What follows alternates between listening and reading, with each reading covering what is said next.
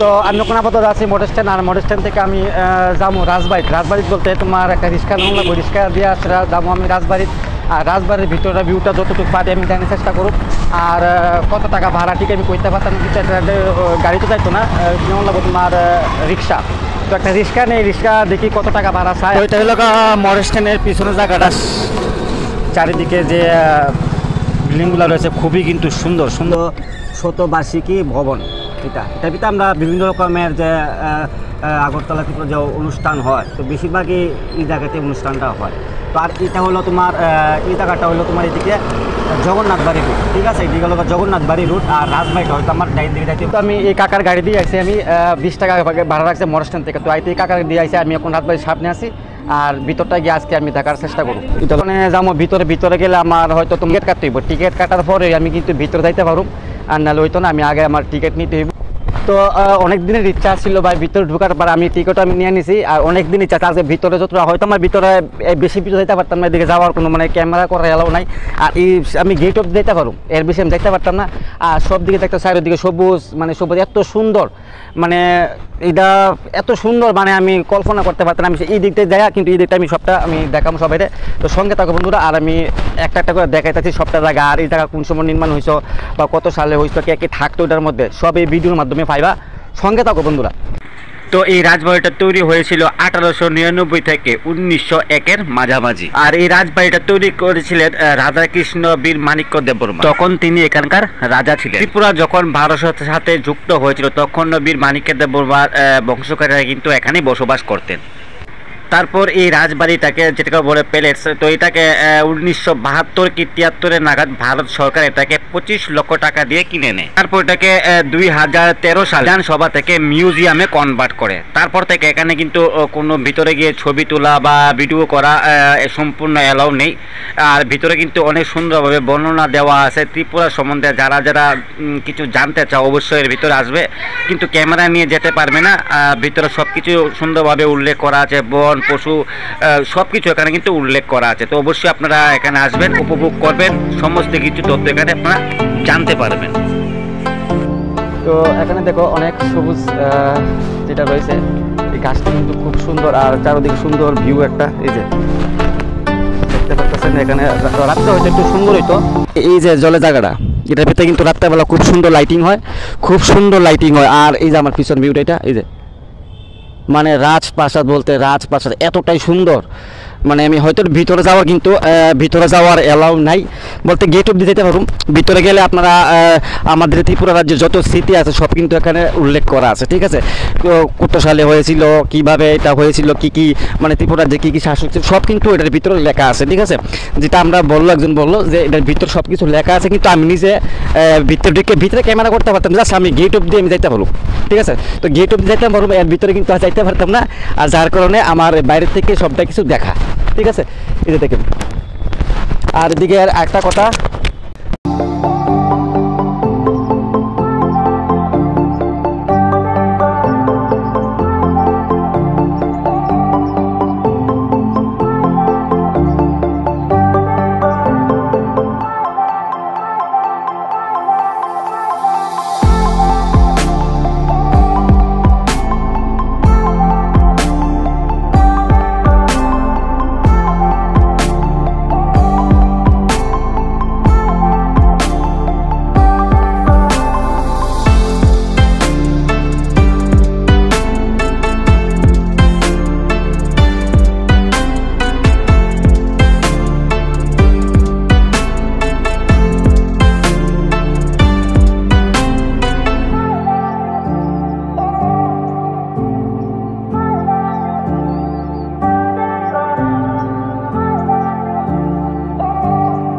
পারতাম না। আর তো ভাই আমি ভিতরে যাওয়ার চেষ্টা করছিলাম, ভিতরে ছবি তোলার কোনো অ্যালাউ নাই। আর এই জায়গাতে আমি বাইরেরটা আমি দেখাতে পারবো, ভিতরে যাওয়ার কোনো অ্যালাউ নাই, ঠিক আছে?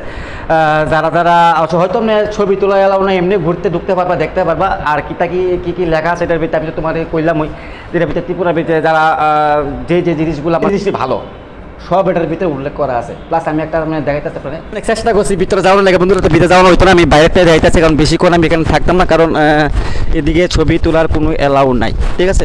তো দেখতেছেন সব কিন্তু লেখা আছে যে, ঠিক আছে? সব কিন্তু দিকে লেখা আছে যে এদিকে যাওয়া যাবে না, আর শুধু বাইরটাই আমি দেখাতে পারতেছি ভিতরটা। দেখুন পুরা কিন্তু ফাঁকা, কিন্তু এখানে কোনো মতেই ক্যামেরা করা এখানে যাবে না, ঠিক আছে।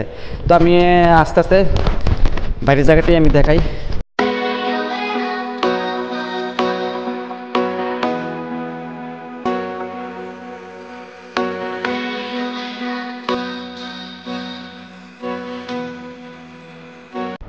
তো এইদিকে আছে চা স্টল আছে, ঠিক আছে। যারা যারা মনে করো আইসো ঘুরতে আইসো, মানে এখানে খাইতে পারবা, এখানে চা স্টল কিন্তু এখানে চাও খাইতে পারবা। পাশে আমিও একটা চা খামো এখন এই জায়গায়। আর ভিতরতে যায় ছবি তোলা কোনো এলাও নাই, যেটা আমি বললাম যে ভিতরে যাইতে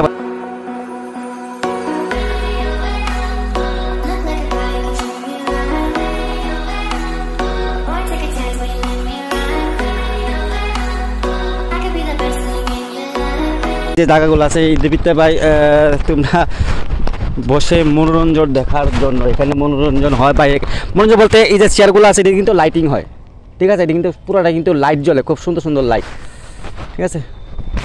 তো আর যে কইলাম এই জায়গার ভিতরে পোড়ার সিস্টেম যেটা জল হয় এই যে,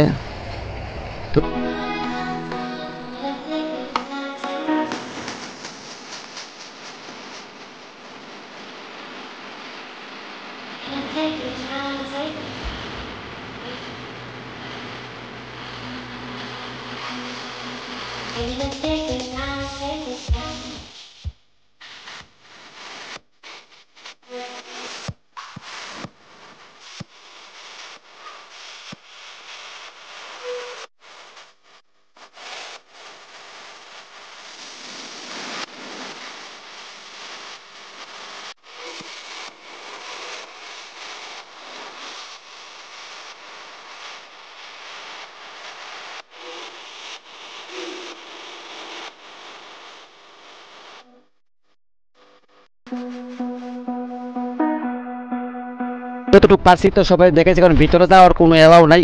ভিতরে মানে ভিতরে এমনি যেতে পারবে, কিন্তু ক্যামেরা নিয়ে যাওয়ার কোনো এলাও, যদি ক্যামেরা না করতে পারি বা তোমরা সবাই না দেখাইতে পারি তো ভিতরে যায় তো আমার এমনি শুধু শুধু গেলাম না, যারা আমি গেছি না। আর প্রত্যেকটা কিন্তু উল্লেখ করা আছে, ঠিক আছে। প্রত্যেকটা উল্লেখ করা আছে যে আমরা ত্রিপুরার যে কী কী হয়েছিল বা কোন কোন জায়গায় কী আছে সব কিন্তু ওখানে লিখিতভাবে উল্লেখ করা আছে, প্লাস স্ট্যাচু হিসাবে কিন্তু এই জায়গাতে আছে। তো আমি আস্তে আস্তে বাইরে যাবো, আশা করি খুব ভালো লাগলো। আর তোমরা আসো দেখে ভাই, আমিও আছি, একটু সাপোর্ট করো আমার। হয়তো আজকে এই জায়গাতে আছি বা অন্য জায়গাতেও নিয়ে যাওয়ার চেষ্টা, কিন্তু দেখো ভাই কি সুন্দর একটা ভিউ, খুব সুন্দর একটা ভিউ। আর আমি আস্তে আস্তে ভাই আমি তো থাকি ত্রিপুরাতে, আমি যতটুকু পারি আমি তো বহুত জায়গা আছে ত্রিপুরার ভিতরে, বহুত জায়গা আছে, অনেক জায়গা আছে ত্রিপুরার ভিতরে দেখার মতো জিনিস। তো আমি ভিতরটা সব দেখাইলাম। আর চ্যানেলটাকে অবশ্যই সাবস্ক্রাইব করো, তোমরার আশীর্বাদে ভাই চ্যানেলটা মাত্র শুরু করলাম। আর তোমরা যদি একটু সাপোর্ট করো ভাই, আমি আরও সুন্দর সুন্দর জিনিস দেখানোর জন্য চেষ্টা করব।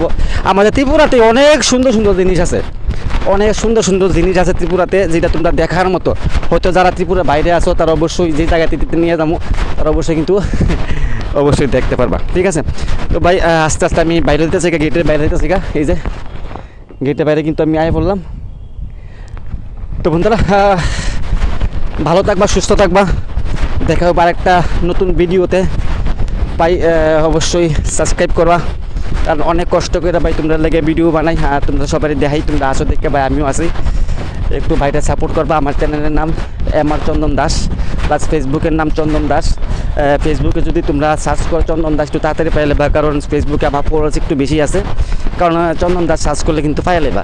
আর যদি মনে করো ইউটিউবে যাও, হয়তো একটু কষ্ট হবে, ইউটিউব চ্যানেলের ভিতরে তো একটা সাবস্ক্রাইবার হয়েছে না, সবে মাত্র চ্যানেলটা শুরু করলাম। তো দেখো ভাই চারিদিকে ভিউগুলা, এতগুলা সুন্দর ভিউ। তো সঙ্গে থাকো বন্ধুরা, দেখো বা একটা নতুন ভিডিওতে। ভালো থাকবা, সুস্থ থাকবা, নিজের প্রতি খেয়াল রাখবা, টাইমলি খাইবা, টাইমলি ঘুমাইবা, মা বাবা ভাই বোনের প্রতি সবার প্রতি খেয়াল রাখবা। তো দেখা হবে একটা নতুন ভিডিওতে।